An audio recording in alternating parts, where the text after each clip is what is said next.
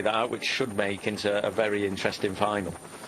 Indeed, one of the men that's going to be very important. The two riders that are going to be massively important for success in setting that up, when you look at it from a decathlon, CMA, CGM perspective, is Matthew Ricatello, of course, and Jordan Labrosse, who's a very, very good climber and has been pretty consistent in this race so far. But still, with 3 kilometres to go, our two leaders just about in front, Lipovic and Vokulin, about to be caught by a rampaging yet small peloton, being led by the ranks of Lidl-Czech, Hector Alvarez, Carlos Verona, doing a lot of work, and also now EF Education Easy Post getting in the mix to lift this tempo. Yeah, just getting a good position at the bottom of the climb, and look at that. As soon as you get to the bottom, bang, they're all together. So it's status quo within the peloton now. Lipovic, I don't think he's looked over his shoulder immediately. You've got Grosjean from UAE just applying that pressure. It's now, when will the attacks come? We've got Martinez moving up from Red Bull. We've got a number of riders. Ayuso just following the wheels. Is that Alaphilippe still in there as well, just doing Julian things? It is Alaphilippe, and also moving up on the outside. That's Dylan van Baarle also there as well. Now, Alaphilippe has just moved over to the right-hand side, just making sure that Janis Voizard, their best placed rider on the general classification, has moved up. And there's your stats for the Alto do Maiao. 110 metres elevation, slope. 9%, a medium slope, but 2.3 Ks to go on this stage. How's it going to be? It is Felix Grosshartner looking over his shoulder. Kevin Vokulin, amazingly, is still there. Paul Sexas just moving up on the outside in that white jersey, and locked in to the slipstream of the young Frenchman is Juan Ayuso. Matthew Ricatello in the green and blue on the right. Van Baarle looking good, and also Joao Almeida on the other side of the road, also looking pretty smooth at the moment. But a good tempo here, Adam, being set by the Austrian. Very good tempo, and this is the tempo that Almeida needs. Make it hard, try and shell some riders, and ultimately I think this is going to be for Almeida. And with all due respect, it's not the hardest tempo at the minute, because Van Baarle still sat there, and Van Baarle, when they really start to go, he's not going to be there. As you see, Stefan Kung just going out the back. Alaphilippe, his teammate, been out all day, going backwards as well. That'll be interesting. How long can Grosshartner go? And when he does finish that turn, is that the immediate, here we go already, the go sign for Almeida, straight on the front? Well, this is just trying to do what he can, just trying to go, make this as hard as possible. The thing is, on a short climb like this, Adam, if you leave it to a K to go, 800 metres to go, you haven't, people have got a little bit of a sense of belief that they can actually hold on. So putting them to the sword early is the way that Almeida is trying this. He's 44 seconds adrift at the start of the day. Just on his wheel is Oscar Onley, just checking what is happening behind. Still, Juan Ayuso locked onto the wheel of Paul Sexas as this group continues to thin. But what brave, bold riding here by the Portuguese rider on home soil, of course. He's just trying to do what he can and rip things up early. 1,800 metres to go, Adam. He's doing that classic Almeida turn, which is hard, fast, but consistent, you know, no real big acceleration. We know he's very good at this. Once he gets going, holding that high power, and he's done that quite early in the climb, you know, there's not been an attack. This is just a wearing down process where riders will slowly just start to fade, slowly just lose a little bit of distance off the back, but he has to keep this going all the way to the top pretty much now for him. You know, there'll be a point where he eases and maybe tries to go on the attack when other riders have got sore legs, but you can see the damage, Matt, just being done behind Van Baarle, just losing a little bit of distance. I think that's Vokulin now, just that rider right at the back, losing a bit of distance as well. Yeah, Jarno Vidar is still there, the young Belgian, remember, from Lotto Intermarché. Dropped down the GC. There's going to be a few changes on the general classification. Tymon Arensman also being dropped in. No surprise to see Grosshartner off the back. He's put a lot of work in. This climb is unrelenting. Eases just towards the top for the last couple of 100 metres. But Tymon Arensman may be dropping a couple of places on the general classification as Joao Almeida, 100% committed. He's put all his cards on the table, who's completely exposed himself here.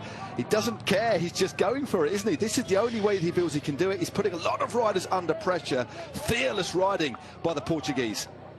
Yeah, a little look over the shoulder there to see the damage he's done. Onley's looking very good on his wheel, but Almeida, you know, you can just see by the way that he's sitting on the bike, he is committed, he is giving this everything. Martinez now losing a little bit of distance at the back of that group. You've got Sexas in there as well. You've got Ricatello right on the back, teammate of Sexas, who's sat third wheel at the minute in that white jersey. Race leader Ayuso on the wheel. This is all going to come down, I feel, Matt, until one big flourish of an attack with about 400 or 500 metres to go before the top. 'Cause the way that Almeida's riding, it is going to be so difficult to increase the speed of what he's already doing right now. Yep, he knows with that gap of 44 seconds, the only way that he can do it is to open things up early, as we're seeing a couple of the riders that have been dropped. That was Juan Felipe Rodriguez, also just coming off the backer as well. That's Fabio Christian. These riders completely put to the sword by the pace that's being set. Now there's an attack. Ricatello goes. Sexas locks onto the wheel. Almeida's still there, and also just at the back of this group, it looks like it's Thomas Gloag as well. So Matthew Ricatello now leans on the power to try and set up Paul Sexas. Remember, the gap between Paul Sexas and our race leader Juan Ayuso, 8 seconds. 10-second time bonus on the line, then 6, and then 4, all to play for. 900 metres to go, Adam. This is going to be a very long and hard term for Ricatello here. You know, is it a setup? Is this a lead out? Is Sexas going to go over the top of this? There's so many questions to be answered in this final 800 metres. But there's one thing for sure: they are making this hard. They are putting Ayuso under pressure. They're putting Almeida under pressure. They're going so fast. It's going to be very difficult, Matt, for any other attack to go over the top of it. Ayuso out of the saddle. Sexas still seated, and there's that cluster behind here, just of Almeida. Will he try and go again? But Sexas now lighting the burners, Matt.